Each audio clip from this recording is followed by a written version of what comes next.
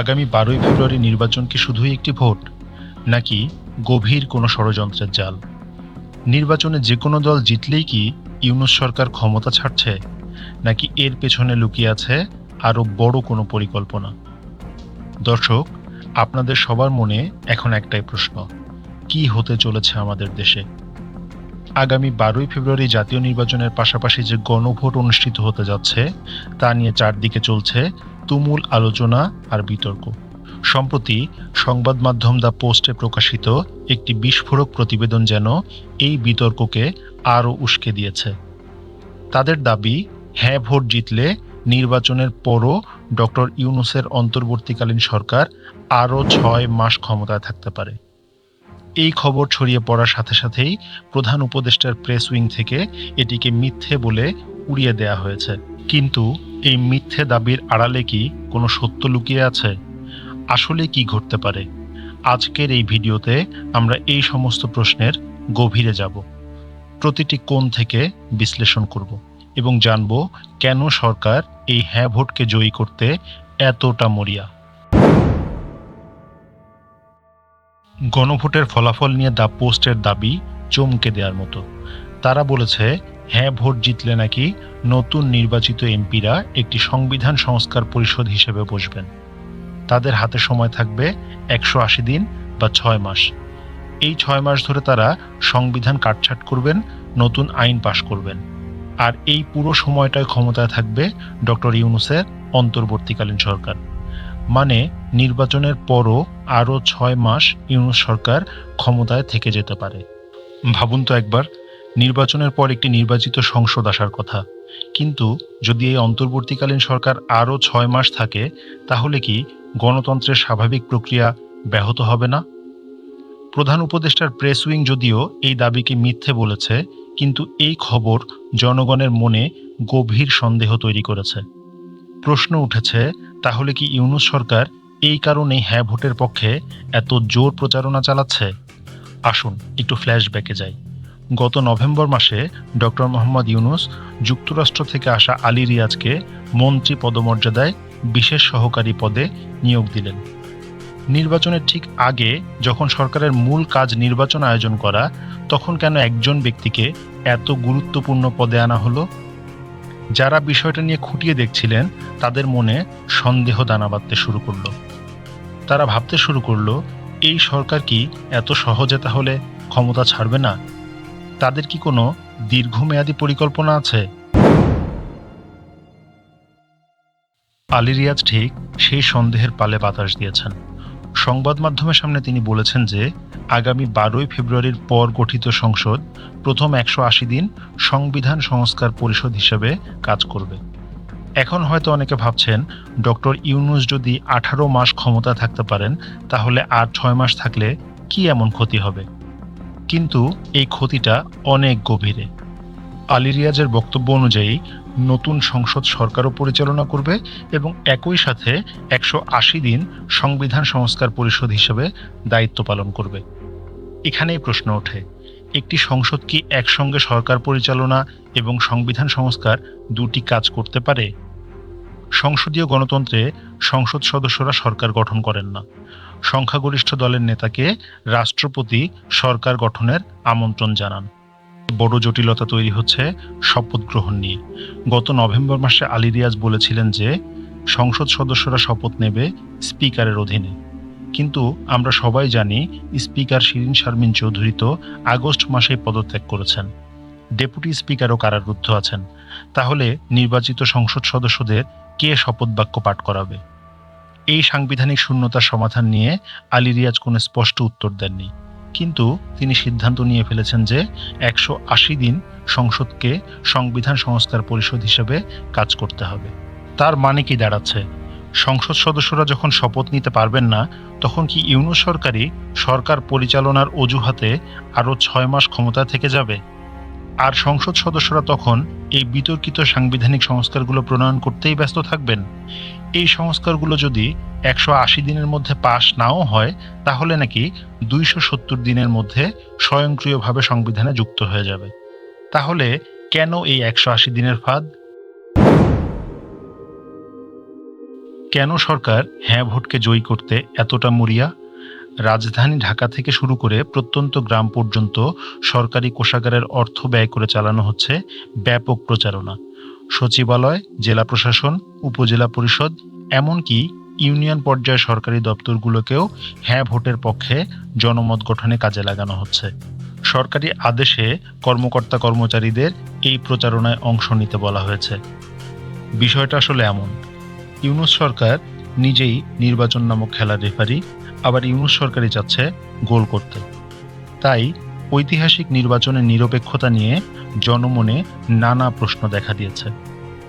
সরকারের এই তৎপরতার পেছনের মূল কারণ হল প্রধান উপদেষ্টা ডক্টর মোহাম্মদ ইউনূসের বার্তা। তিনি জাতির উদ্দেশ্যে দেওয়া ভাষণে স্পষ্ট করে বলেছেন, হ্যাঁ ভোট মানে নতুন বাংলাদেশ গড়ার চাবিকাঠি এখন আপনার হাতে। তিনি যুক্তি দিয়েছেন, জুলাই বিপ্লবের মাধ্যমে যে পরিবর্তনের আকাঙ্ক্ষা তৈরি হয়েছে তাকে প্রাতিষ্ঠানিক রূপ দিতে হলে এই সংস্কার প্রস্তাবগুলো পাশ হওয়া জরুরি। সরকার এবং নির্বাচন কমিশন মনে করছে এটি কেবল একটি ভোট নয়, বরং জুলাইয়ের কথিত অভ্যুত্থানের ম্যান্ডেট বা বৈধতা আদায়ের শেষ সুযোগ। যদি এই গণভোটে না জয়যুক্ত হয়, তবে কথিত বিপ্লব পরবর্তী সংস্কার কার্যক্রমের নৈতিক ভিত্তি নড়বড়ে হয়ে যেতে পারে। এমন আশঙ্কা থেকেই সরকার এতটা মরিয়া। কিন্তু এই মুদ্রার উল্টো পিঠে রয়েছে এক ভীতিকর চিত্র। ব্যাংক, বিমা, এনজিও এবং বিভিন্ন বাণিজ্যিক প্রতিষ্ঠানের কর্মকর্তারা এক প্রকার মব আতঙ্কে ভুগছেন। তারা মনে করছেন, তারা যদি সরকারের এই হ্যাঁ ভোটের প্রচারণায় অংশ না নেন, তবে তাদেরকে ফ্যাসিস্টের দোসর বা পতিত সরকারের সুবিধাভোগী হিসেবে চিহ্নিত করার ঝুঁকি রয়েছে। অর্থাৎ বিভিন্ন রকম ভীতির কারণে জানমাল ও ব্যবসার নিরাপত্তা নিশ্চিত করতেই অনেকে বাধ্য হয়ে হ্যাঁ ভোটের ব্যানার ফেস্টুন টাঙাচ্ছেন। আসলে জনগণ কিসের উপরে হ্যাঁ বা না ভোট দেবে? নির্বাচন কমিশন সূত্রে জানা গেছে, ব্যালটে মূলত জুলাই জাতীয় সনদ বাস্তবায়ন আদেশ 2025 এবং তৎসংলগ্ন সংস্কার প্রস্তাবগুলোর অনুমোদন চাওয়া হবে। এর মধ্যে রয়েছে অত্যন্ত গুরুত্বপূর্ণ কিছু কাঠামোগত পরিবর্তন। ভবিষ্যতে নির্বাচনকালীন তত্ত্বাবধায়ক সরকার ব্যবস্থাকে ফিরিয়ে আনা, জাতীয় সংসদকে 2 কক্ষ বিশিষ্ট করা, প্রধানমন্ত্রীর ক্ষমতার লাগাম টানা, অর্থাৎ একজন ব্যক্তি 2 মেয়াদের বেশি বা 10 বছরের বেশি প্রধানমন্ত্রী থাকতে পারবেন না। বিচার বিভাগের পূর্ণ স্বাধীনতা, সংসদে নারী প্রতিনিধি বৃদ্ধি, বিরোধী দল থেকে ডেপুটি স্পিকার নির্বাচন। সরকার এবং নির্বাচন কমিশন চাইছে জনগণ যেন এই কাঠামোগত পরিবর্তনগুলোকে আইনি বৈধতা দেয়। তাদের যুক্তি হলো, এই পরিবর্তনগুলো না হলে নাকি ভবিষ্যতে আবারও কোনো স্বৈরাচারী শাসকের উত্থান হতে পারে। আইনগত দিক থেকে সরকারের এই প্রচারণা কতটুকু বৈধ তা নিয়েও বিতর্ক রয়েছে। নির্বাচন কমিশনার আব্দুর রহমান এল মাসুদের মতে, যেহেতু এই সংস্কার প্রস্তাব বা জুলাই সনদটির উদ্যোক্তা সরকার নিজেই, তাই তারা এর পক্ষে কথা বলতেই পারে। তিনি মনে করেন, এটি কোনো প্রার্থীর পক্ষে প্রচারণা নয়, বরং রাষ্ট্রের ভবিষ্যতের পক্ষে অবস্থান নেয়া। তবে টিআইবির নির্বাহী পরিচালক ডক্টর ইফতেখারুজ্জামান বিষয়টিকে দেখছেন সতর্কতার সঙ্গে। তার মতে, রাষ্ট্র সংস্কারের জন্য হ্যাঁ ভোটের পক্ষ নেওয়া সরকারের দায়িত্ব হতে পারে, কিন্তু তা যেন জনগণের উপর চাপিয়ে দেওয়া না হয়। জনগণকে সচেতন করা আর বাধ্য করার মধ্যে যে সূক্ষ্ম সীমারেখা আছে, তা অতিক্রম করলে হিতে বিপরীত হতে পারে। আলী রিয়াজের বক্তব্যের গভীরতা আরও ভয়াবহ। তিনি বলছেন, সংসদ সদস্যরা 2টি পৃথক শপথ নেবেন, একটি সংবিধান সংস্কার পরিষদের সদস্য হিসেবে, আরেকটি সংসদ সদস্য হিসেবে। কিন্তু স্পিকারের অনুপস্থিতিতে কে এই শপথ পড়াবেন? তিনি নিজেই ইঙ্গিত দিয়েছেন, নির্বাচিত সংসদ সদস্যরা তখন সংবিধান সংস্কার পরিষদের সদস্য হিসেবে বিবেচিত হবেন এবং স্পিকার না থাকায় তারা হয়তো যে কারো কাছ থেকেই শপথ নেবেন। সেটা হতে পারে আলী রিয়াজ নিজেও, অথবা হতে পারেন ডক্টর মোহাম্মদ ইউনূস। যদি এমনটা হয়, তাহলে নির্বাচিত সংসদ সদস্যরা কিন্তু বিদ্যমান সংবিধানের কোনো সাংবিধানিক পদের অধিকারী হবেন না। তারা সংসদ সদস্য হিসেবেও বিবেচিত হবেন না, বরং তাদের মূল কাজ হবে নতুন সংবিধান প্রণয়ন করা। ডক্টর ইউনূসের তরুণ নেতাদের দল জাতীয় নাগরিক পার্টি শুরু থেকেই সাধারণ নির্বাচনের আগে গণপরিষদ নির্বাচনের কথা বলে আসছিল। জামায়াতে ইসলামীও তাদের সাথে একমত ছিল। এই ফর্মুলাটা কি তাহলে সেই পথেই যাচ্ছে, যেখানে নির্বাচিত সংসদ একটি গণপরিষদের ভূমিকা পালন করবে? আলী রিয়াজ বলছেন, বাংলাদেশের বিদ্যমান সংবিধানের অনেক মৌলিক সংস্কার প্রয়োজন। তিনি এমনকি ৭২-এর সংবিধানের মৌলিক কাঠামোকেও চূর্ণ বিচূর্ণ করে দিয়েছেন বলে অভিযোগ আছে। তিনি বলছেন, ভবিষ্যতে যেন কোনো সংস্কার আদালত কর্তৃক বাতিল না হয়, সে কারণে ত্রয়োদশ সংসদকে কনস্টিটিউয়েন্ট পাওয়ার বা গণপরিষদীয় ক্ষমতা দিতে হবে। তার মানে তার মুখ দিয়ে যা বের হবে সেটাই নিয়ম, সেটাই সংবিধান, সেটাই গণতন্ত্র ও সংবিধান রক্ষার সবচেয়ে বড় কবচ। শুধু সংসদ সদস্যদের শপথই নয়, রাষ্ট্রপতির পদ নিয়েও তৈরি হয়েছে নানা রকম জটিলতা। রাষ্ট্রপতি শাহাবুদ্দিন চুপ্পু ডিসেম্বর মাসে বলেছেন যে সংসদ নির্বাচনের পরেই তিনি পদত্যাগ করবেন। জুলাই সনদ অনুযায়ী নতুন রাষ্ট্রপতিকে নিয়োগ দেবে উচ্চকক্ষ এবং নিম্নকক্ষ।